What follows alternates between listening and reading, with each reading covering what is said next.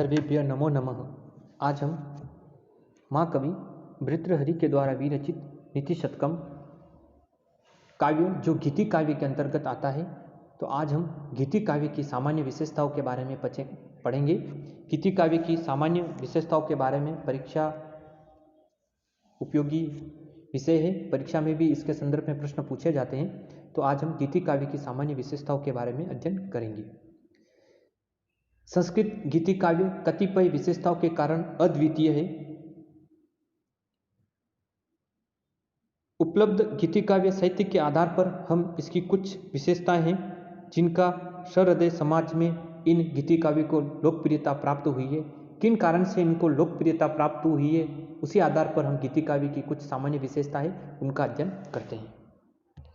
पहली विशेषता है भाव स्वतंत्रता।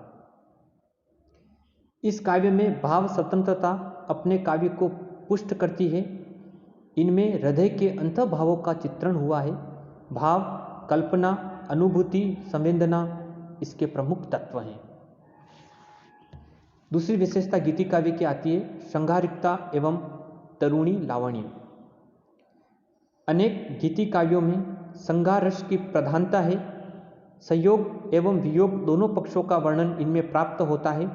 रमणी के सौंदर्य, नखशिख वर्णन आदि श्रृंगारिक चेष्टाओं का वर्णन इनमें किया गया है। तीसरी विशेषता है गीति तत्व। गीति काव्यों में गेयता प्रमुख रही है। जयदेव का गीत गोविंद इसका सर्वोत्कृष्ट उदाहरण है। ये काव्य कवि के चित्त के मार्मिक उद्गार है। इसमें स्वर का माधुर्य सहजी अनुभव किया जा सकता है। चौथी विशेषता है इनकी प्रसाद एवं माधुर्य गुण।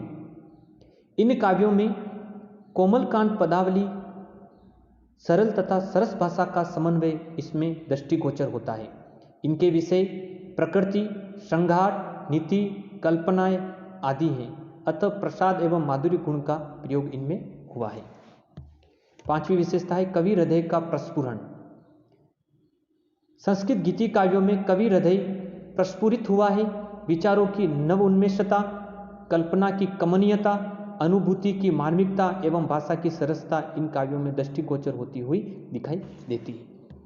छठी विशेषता है प्रकृति चित्रण।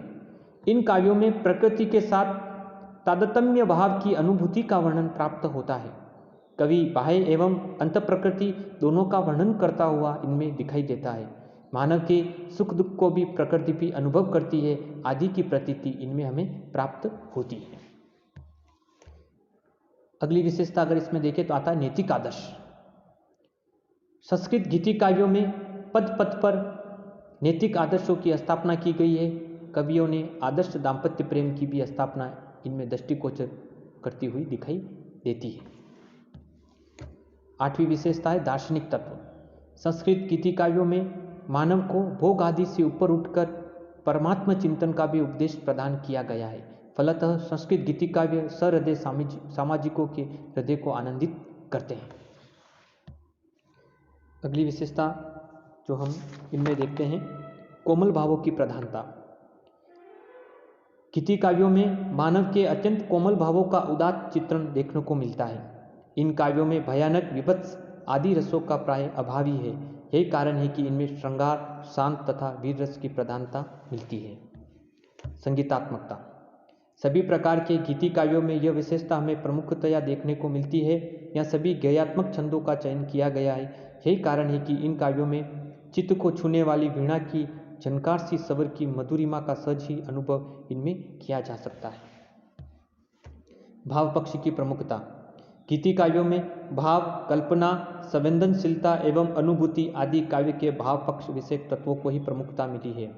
कला पक्ष यहाँ प्राय सभी कवियों की दृष्टि में गौण ही रहा है। विशेषतया धार्मिक दृष्टि से लिखे गए गीति काव्यों में संवेदनात्मक भावों की प्रबलता का मार्मिक स्वरूप सहजी प्रभाव रूप में देखा जा सकता है।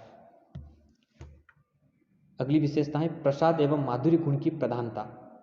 इन काव्यों में ओज गुण का प्राय अभाव ही रहा है, क्योंकि भाषा का अत्यंत सरल रूप कोमलकांत पदावली के साथ सहजता और सरसता में अभिव्यक्ति करता हुआ यहाँ सभी जगह दृष्टिगोचर होता हुआ दिखाई देता है।